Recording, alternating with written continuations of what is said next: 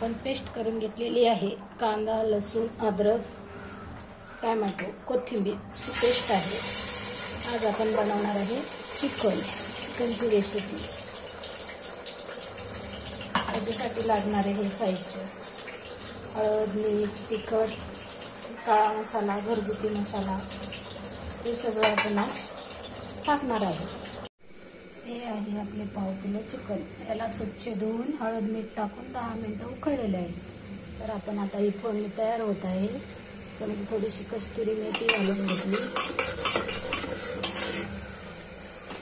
हे जे आहेत ना आपले मसाले सगळे तेलात टाकून घ्यायचं. अगोदर खोबरं टाकून घ्यायचं.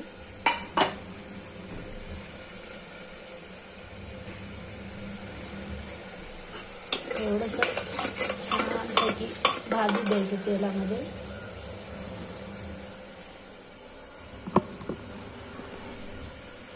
त्यानंतर ही सर्व मसाले एकत्र करून या मसाल्यामध्ये टाकून घ्यायचे आणि याला 5 मिनिटं फ्राय होऊ द्यायचं.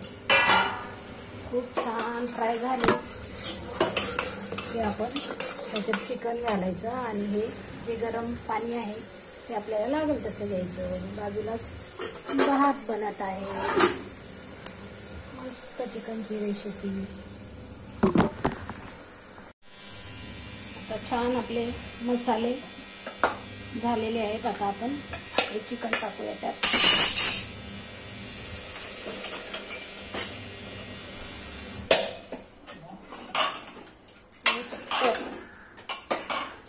चिकन आणि आपल्याला पाहिजे तसं कसा करायचा.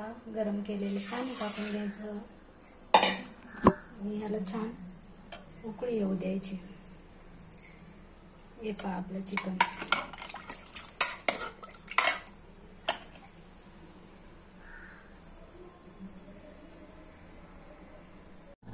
हे बघा आपली तयार आहे चिकनची भाजी.